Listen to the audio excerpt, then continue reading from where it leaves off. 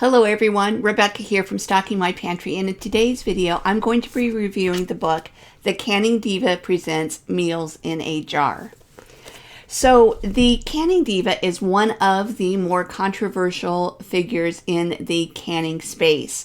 She's considered dangerous by many, and yet others defend her. Those who defend her say that her recipes are perfectly safe. They even claim that they are tested. So which is it? Are the recipes in this book safe, or should you avoid the book at all costs?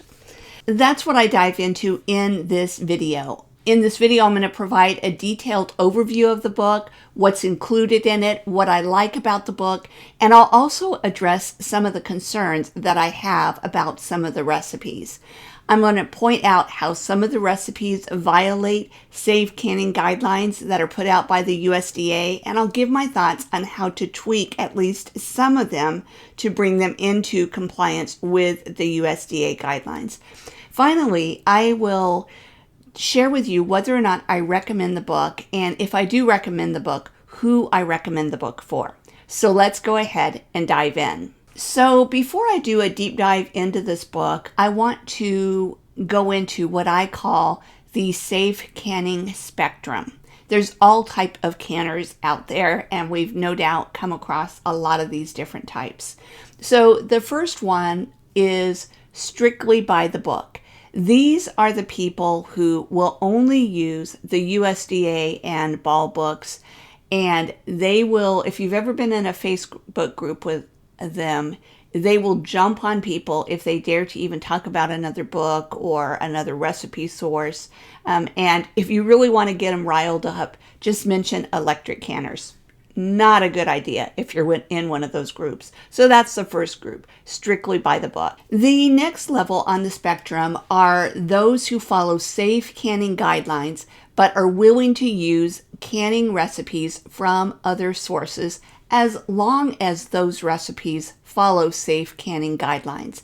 And they may even dare to use electric canners. That's where I fall on the spectrum. The next level on the spectrum are what I'm going to call educated canners that intentionally break some safe home canning guidelines. No matter what people say, no matter how much people say it's not safe to do that, they're going to do that, and they feel justified in doing it. They've done their research and they think that it's okay. This is where I put the Canning Diva. The Canning Diva does not just go willy-nilly, although it may seem like it at times. She has reasons for why she does what she does. Whether the reasons are valid or not, that's a question, but she does put a lot of thought, a lot of research into her recipes and her methods, and but they definitely often will break the USDA guidelines, and we're going to get into that in a little bit.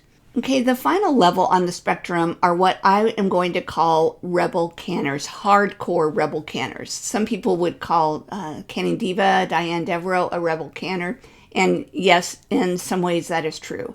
But there are certain things that she will not do that a rebel canner would absolutely do. A rebel canner is someone who they're going to can. If they want to can something, they're going to can it. And when I first started canning, I was a little bit in the rebel camp. I didn't come from a canning background. I didn't know a lot about canning. I was going to YouTube, which obviously you guys are on YouTube watching this, but I would go on YouTube and I would just watch people's videos. I did have the big Ball canning book, but you know, I was just trying to learn, but I got into multiple rebel canning groups. And I remember this one woman in the group was going to can macaroni and cheese because her son was away at college and he loved her macaroni and cheese. So she was going to can the macaroni and cheese, or she had canned it already, and send it to him because in that way he could enjoy her homemade macaroni and cheese while he was away at college. So I don't think Diane Devereaux, the Canning Diva, would can macaroni and cheese. That's a bridge too far, even for her. So that's why I don't put her into that final category. So the first thing that I want to do is I want to look at what the chapters are in the book.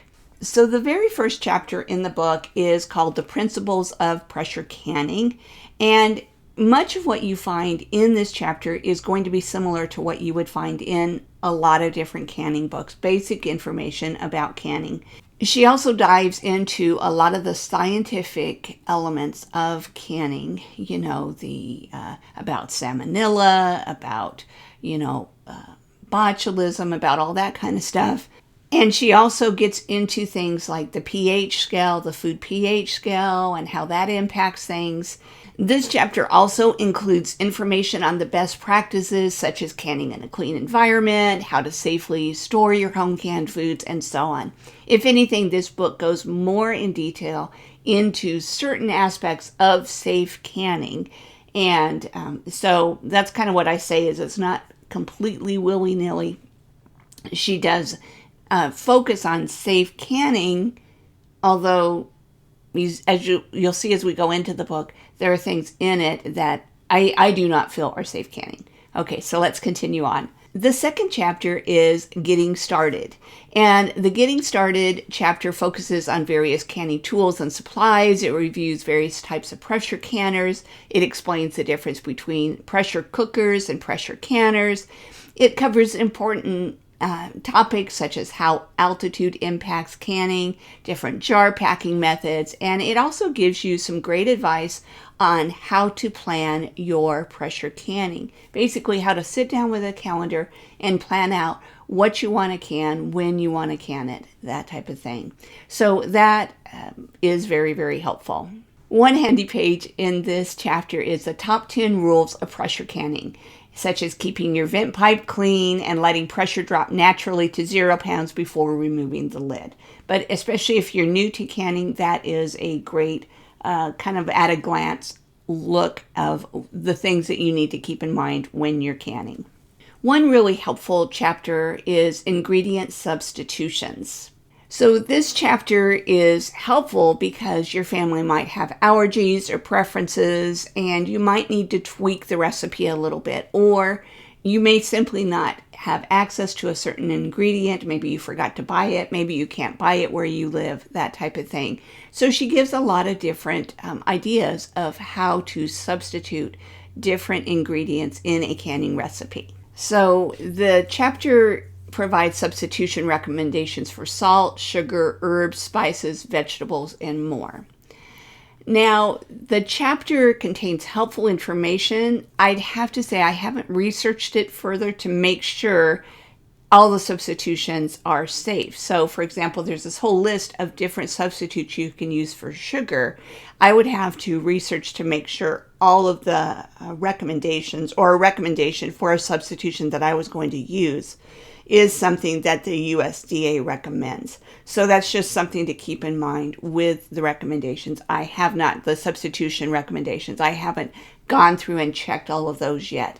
But it is very, very handy to have some ideas of what you can substitute. That's always a helpful thing when you're cooking and when you're canning as well. Okay, the next chapter is called the raw stacking method. She has a whole chapter on how to raw stack foods. So the chapter on raw stacking begins with, skip the cooking and simmering step and learn to create easy meals in a jar using the raw stacking method. This chapter will share the math and instructions so you may create and preserve delicious, evenly proportioned meals in every jar. Sounds good. This chapter starts off by listing the benefits of using the raw stacking method, and the primary benefit is that it saves time since you don't have to cook anything ahead of time. One thing worth noting is that she states, when creating and testing recipes, I take into account 1, the best way to blend flavors, 2, the volume within the jar, and 3, proportionate math to duplicate the same results jar after jar. She goes on to explain the importance of using proper ratios of solids, seasonings, and liquids to yield a positive, safe, and delicious result. The above statement is an example of the care that she puts into the recipes that she develops. However, as I'm going to go into on the portion of this video about testing, how she does testing, I'm not sure how she has determined the proper ratio to make things safe. So she says the proper ratio. How did she determine that? That I don't know. The rest of the chapter includes several recipes that use the raw stacking method, and I'm likely to use at least some of the recipes, but I may slightly tweak them to bring them into compliance with safe canning guidelines. As an example, the hearty chicken soup recipe on page 74 calls for dry beans that have been rinsed but not soaked or partially cooked. And while many people can dry beans that haven't been soaked or cooked, I prefer to follow the USDA guidelines for properly canning dry beans. So that is a change that I would make. You know, hers says just put the dry beans in the jar. I would actually soak them overnight and boil them for 30 minutes, drain them, and then I would put them into the jar. So that's an example of how I will follow her recipes with some little tweaks. Now, the thing that sets this canning book apart is not just the focus on canning meals in a jar, which I love, but also the focus on canning ethnic food. Now, it seems like this is something that people either love or hate. There's a lot of people that look at these recipes and go, oh my gosh, that is, my family would never eat that. And there are other people that say, oh, I'm so glad to, not just have, beef stew and things like that.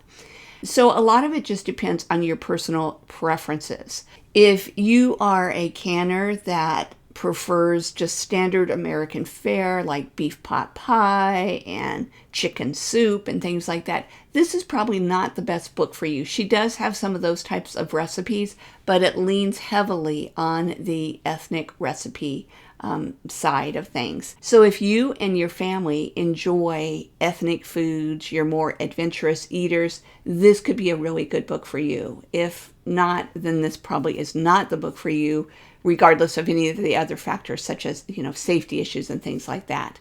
So some of the types of cuisine in this book are Mediterranean, Asian, Mexican, Middle Eastern, and she also has a section on vegetarian. So some of the recipes are hard to pronounce, and some that I've never even heard of, and some that I look forward to trying. So as an example, my family has spent a fair amount of time in India, and my husband's favorite dal, which are lentils, is dal makhani. And she has a recipe in there for canning dal makhani. Now, whether or not it's going to be like the dal makhani we ate in India, I can't tell you because I haven't tried it yet. But point is, some of those I go, ooh, that sounds good. I'm going to give that a try. One of the things that I want to address is whether or not the Canning Divas tests are valid. When I put out a post on my YouTube community page asking, saying that I might be reviewing this book and wanting to get people's opinion if they wanted a review, I had a commenter mention that her recipes are tested. So I'm just going to read that comment now. The comment says, I would love a review of the book. I've been wondering about it. I do have a couple of her books and enjoy them. I do know she tests recipes in a lab, but I still haven't been willing to try the canning potatoes without water.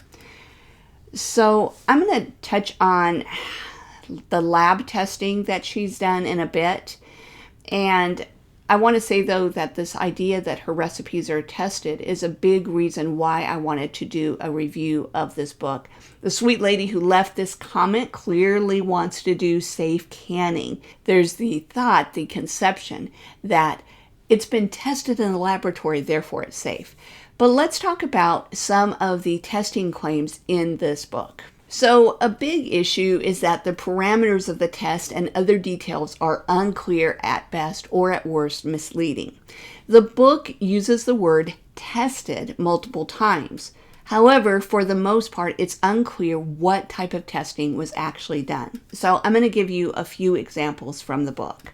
So first, on page 40, it says, raw stacking is essentially raw packing by evenly distributing a tested ratio of ingredients and layering, stacking them onto one another. Okay, so there's a tested ratio. Great. But how was the ratio tested? We don't know. Here's another example. On page 46, when writing about salt substitutes, Devereaux writes, so what are your options for substituting salt or sodium when pressure canning meals in a jar? My personal and tested favorite is the use of coconut aminos as a viable and safe substitution for salt. So again, no idea how the testing was concluded, and yet it's deemed safe. Now, there may be other resources that say coconut aminos is safe to use in canning. I haven't researched that. I don't know. But the point is, this is tested, but how? I don't know. Okay, on page 58, it says, when I use food to thicken a recipe, these natural thickening ingredients are carefully measured and tested to ensure the right consistency is achieved in batch after batch, time and time again. In addition to potatoes, there are a variety of ingredients used throughout this book that have been carefully selected and measured to obtain a thick texture without becoming too dense to prevent a full transfer of heat or thermal transfer throughout each ingredient during processing. So it's a good thing that she mentioned density and heat transfer, because that's super important. But again, how was it carefully measured and tested? We simply don't know. Because it doesn't say. So it uses the word tested, but we don't know how it was tested. So while there are more references to testing, here's one final example. On page 60, after the meat substitutions heading, it states, after extensive testing, I'm happy to report there are several meat substitutes suitable for pressure canning. Here are a list of meat alternatives and substitutions you can confidently use to create meatless, protein-packed pressure canning recipes. And she lists soy, plant-based meats, tofu, and jackfruit. Now, again, we don't know how those meat substitutes were tested. To my knowledge, there's been no official testing of canning soy, plant-based meats, or tofu. Now, you can buy commercially canned jackfruit, but I haven't found any tested recipes for home canning jackfruit. So again, I just cannot find any safe sources that say that you can use soy plant-based meats, tofu, or jackfruit in home canning recipes. All right. So in the comment that I read that was left on my YouTube channel about her, about canning potatoes, dry canning potatoes, that's basically canning potatoes or other things without adding any water to them. So outside of this book, she does kind of have a couple of recipes. I know at least one recipe in this book where potatoes are included and there's no liquid put in the jar. But outside of the book, she does, there's more information on her dry canning potatoes, carrots, and more. And she claims that it's been proven and safe.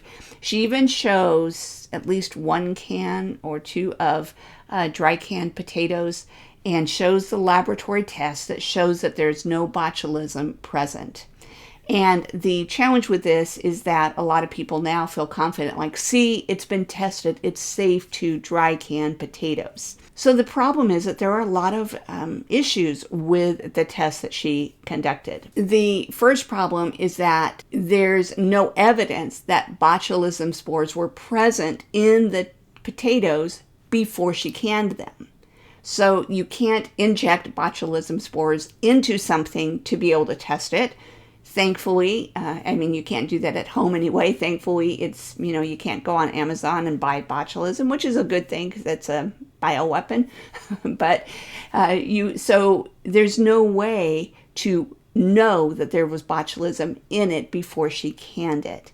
And if there's no botulism in it before she cans it, canning it, dry canning it, and then sending it to a lab for testing and saying, hey, there's no botulism, doesn't really prove anything, because if there was no botulism before she canned it, it's not going to show up in the laboratory test. Okay, so that kind of invalidates it. You have to know the botulism is present before the test is conducted. So the second thing is that we really don't know the circumstances under which she did the test.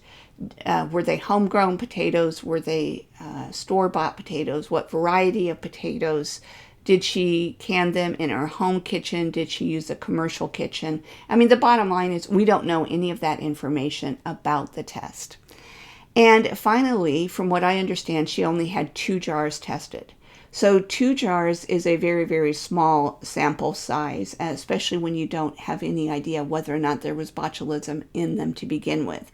So for those reasons, the tests are not really valid to say that you can safely dry can potatoes and say it's laboratory tested. and therefore it's safe. As far as I know, also, she hasn't tested, like the recipes in this book have not been lab tested as far as I know. Okay. And so my biggest concern here is that people are putting their confidence in what she says about the recipes being tested. That's unfortunately, it's not really a valid test from a scientific perspective. Another concern with the recipes in this book, and probably in some of her other books too, is that she uses ingredients that have not been approved for home canning. So an example is there's a recipe with eggplant in it. And eggplant, if you go on the USDA website, you can't find instructions for canning eggplant. Okay, so, that's, and yet she cans it. So how does she know how long to can it? And what about density? And I don't know.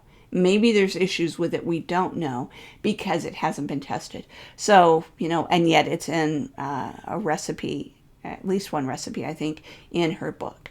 So that's an issue. And there's multiple recipes that include some ingredients that you can't find any safe canning guidelines for on things like the National Center for Home Food Preservation. Another thing that she does is she uses eggs in some other recipes. So, for example, let's say in meatballs, to bind the meatball, she uses egg yolks. Now, it's kind of interesting because, again, this is where I say that she's informed. She does her research, but she may or may not come up with the right conclusions.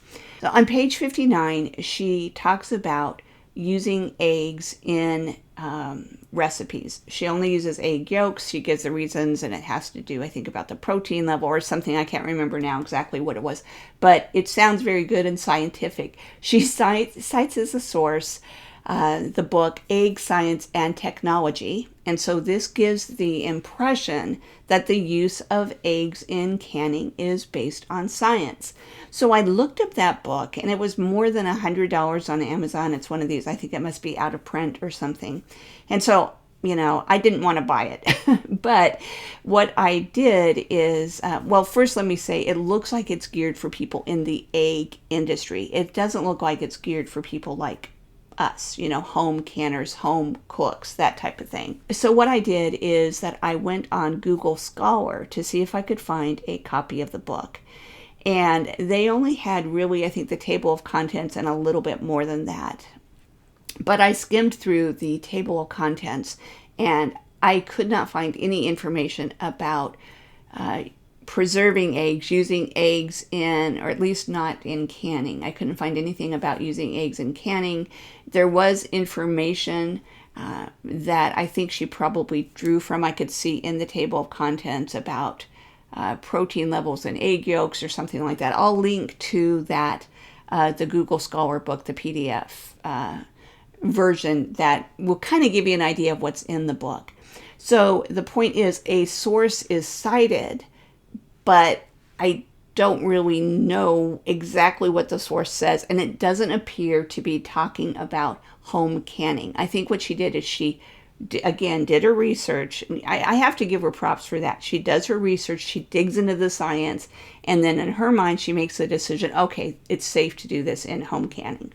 So, but whether or not that was research that was properly applied, I can't say. So now the good news is that there are some of her recipes in this book that are perfectly fine as they are. They follow safe canning guidelines. There are other recipes that they do not follow safe canning guidelines, but I believe they would be easy to tweak. So I'm going to give you a couple of examples. One is Korean bulgogi, or I don't know if I'm saying that right, but it's bulgogi. This recipe starts off by browning ground beef and adding in soy sauce, ginger, and spices. And from what I can see, all of those ingredients are fine. But what happens is after it's cooked, she puts it in the jar and doesn't add any liquid. Now, the first time I canned ground beef, I canned some taco meat, and I did the same thing because I had followed someone on YouTube. I didn't put any liquid in the jar after canning it. And I had posted a video about that. This was when my YouTube channel was newer. And I had someone who had been following me, and they at some point down the road came across that video, and they basically posted a comment saying how disappointed in me they were because they thought I followed safe canning, and they unsubscribed from my channel. So that made me look into it, and it's true. You are supposed to add liquid to ground beef when you can it. You brown it, you can do your spices and all of that. Then you need to add broth or water, something like that, to the jar to make it safe. So point is, she doesn't do that. I could follow the recipe, put it in the jars, add some beef broth. It would be safe. Okay, so that's one example of how I could tweak a recipe in this book to make it safe. Okay, so another recipe that I want to try, but tweak just a little bit, is chicken shawarma in a jar. So this recipe calls for partially cooking the chicken, which is fine, but then she has you cool the chicken and then mix in the spices and then put it in the jar and don't add any liquid to it and then can it. So when canning chicken, there's basically two ways that you can do it. You can raw pack it, which means you don't cook it ahead of time at all. You just put it in raw, and you could put your spices in and your, seasonings and other things like that. Don't add any liquid and can it. That's perfectly fine. The other option is hot packing, which is partially cooking the chicken ahead of time and then putting it with your spices and whatever in the jar and adding broth. So if you partially cook it, you have to add liquid to the jar. So she this is kind of like a hybrid of the two methods, because she partially cooks it, then cools it, then puts it in the jar, cans it without adding the liquid, which is not safe. So I have a couple of ideas for workarounds with this recipe. I'm thinking that I would coat the chicken with the spices and, let it sit for a little bit so they can kind of stick in with it, and then cook it with the spices on it, so to kind of like searing it so that the spices kind of adhere to the chicken, putting it in the jar and then adding hot chicken broth and then canning it. So I would basically use her recipe, but tweak it a little bit again to bring it into compliance with the USDA. Finally, she has a recipe in the book for jackfruit sloppy joes. So jackfruit, it's a vegetarian option, and basically she has, a recipe for the sauce. She starts with canned jackfruit that she drains and rinses and then shreds up and then, puts it in the sauce and cans it essentially. So the challenge here is that I couldn't find any approved instructions for canning jackfruit. Now, obviously, it's in a can. It can be commercially canned. But I wouldn't do this recipe because I don't know if it's safe to do it in the way that she did. So if I wanted a vegetarian sloppy joe option and I wanted to use jackfruit, what I would do is I would have cans of jackfruit in my pantry, and I would have cans of sloppy joe starter sauce in my pantry. And when it was time to eat, I'd open up a can and there's approved recipes from Ball and the USDA and places like that for sloppy joe sauce. And I would heat that up. I drained the canned jackfruit that I had bought from the store and shred it up, simmer it, and do it that way. So in other words, having an approved recipe for sloppy joe sauce, having commercially canned jackfruit, and kind of combining the two at the time that I wanted to eat. Okay, so again, the nice thing about this book is it has things I never would have thought of, but they're not necessarily safe, and yet in some cases it's possible to tweak the recipe to make it fit in with safe canning guidelines. Now, I came across at least one recipe in the book that was unfixable, and that was a recipe for canning meatloaf in a jar. So there were a couple of things that were wrong with it. First of all, you put eggs and breadcrumbs in the ground beef, which you can't do in canning. And then she packed the raw ground beef into the jar, which you also cannot can raw ground beef. Now, I know people do it. I know people can meatloaf in a jar, but when we're talking about safe canning, it's not something you want to do. Okay, so there's no way I can see that I could fix that recipe. I mean, I could leave out the eggs, I could leave out the breadcrumbs, but it still wouldn't be safe to pack the raw meat in the jar and can it. And that's because of density issues. I think a lot of times people think, well, it turned out fine. The meatloaf was cooked all the way through. I didn't get sick, and therefore it's safe. But it's just something that I don't think there's a way to tweak it to ensure that it is a safe recipe. So I want to talk now about some meal in a jar alternatives. The first is the AllNew Ball book of canning and preserving, and there aren't a ton of meals in a jar's recipes. Starting on page 74, there's a short section called Simple One Jar Meals that'll at least get you started. And then there's also recipes in here for things like spicy Texas chili base, and then that you can, and then a recipe for using it to make chili con carne. So it can give you some good ideas if meals in a jar is what you want, but it doesn't major on that. So my favorite book for safe canning that is not by a USDA ball kind of person is this book by Angie Schneider, Pressure Canning for Beginners and Beyond. She does have some ethnic recipes. She has like teriyaki chicken. She has some Mexican recipes and so on. I've loved the recipes in this book. And what's interesting is that even though she is not from one of the big agencies, she does her best to adhere to the USDA guidelines, whereas Diane Devereaux does it when she wants to, but also doesn't do it. So Angie Schneider would not break the rules that are in the USDA. The recipes in this book fit with those guidelines, and yet they have some creativity to them, and I've really enjoyed the recipes in this book.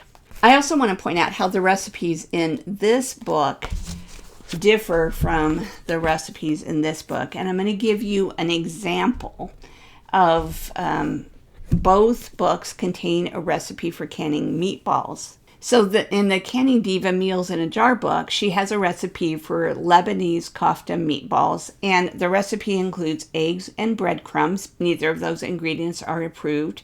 And then she, partially cooks the meatballs, which is good. And then she dry packs them into the jar. She doesn't add any liquid to them, which if you're, hot packing, you need to put liquid in with your meat, okay? So there's three ways that this recipe is not safe: eggs, breadcrumbs, and dry packing, okay? In contrast, in this book, there's a Swedish meatballs recipe, and it includes onions and spices. It doesn't have eggs or breadcrumbs. She does have you cook the meatballs, at least partially cook them ahead of time. She packs the meatballs into the jars, and then, as the USDA recommends, she puts hot beef broth into the jars. I think it's beef broth, but anyway, into the jars. So she uses broth in the jars. So 2 books, each by independent canners. They each have meatball recipe. This one does not fit USDA guidelines. The one in this book does. So now I want to get into the nitty-gritty of whether or not I recommend the Meals in a Jar book. My answer is that I recommend it for experienced canners who can easily recognize when the recipes violate safe canning guidelines. I also recommend it for people who maybe don't know things off the top of their head, can't spot things off the top of their head, but they're willing to do the research and check it in sources like this USDA Complete Guide to Home Canning. So for example, this is where you can find out about how do you can raw pack and hot pack chicken. What are the instructions for that? And then you can see in this book, the instructions that she have need to be tweaked a little bit because she's, for example, not using liquid in hot packing. And from this, you have to use liquid. So I would definitely recommend, if you're going to buy this book, that you also have this book on hand. All of the information in this book is available online, but it can be kind of handy to have the print book in your library, or you can go to the National Center for Home Food Preservation and look stuff up there. So again, you need to be experienced, and when you read a recipe, you go, oh, wait a minute, that's not right, I can't do that. Or you need to do, to check things out. I'm kind of a combination of the two. I haven't been canning all of my life like some of you, but I try to do safe canning. And so sometimes when I read a recipe in the Canning Divas book, I immediately notice, oh, that's not right. Other times I would look it up just to make sure. I would kind of check some things just to make sure. And some of the recipes I can look at a glance and I can say, oh, that's safe. You know, yeah, it has carrots. It has, you can can all of that stuff. And I know she's using a proper processing time, and there's nothing in it that causes me pause. But again, if you're brand new to canning and you're intimidated and you're unsure, or you don't want to look, especially if you don't want to look things up, then I do not recommend the book. I recommend for sure instead that you get this Angie Schneider book if you want some variety. And then, of course, there's also books like this that are good. And by the way, speaking of good books, I would love it if those of you who are watching have some other books that you recommend that would include meals in a jar for canning that have safe recipes. So if you do, please leave it in the comment. Please share that below. Share your thoughts on this, whether you're in favor of the Canning Diva or you're not. If you think you would buy the book or not buy the book, let us know in the comments. I just want to keep it civil because I know that this is something people feel strongly about. So keep it civil, but feel free to share your opinion and your thoughts so that we can all talk about it. All right. Well, if you enjoyed this video, I would really appreciate it if you would like the video, and if you haven't already done so, if you would subscribe to my YouTube channel. Thank you so much, everyone. Have a great day.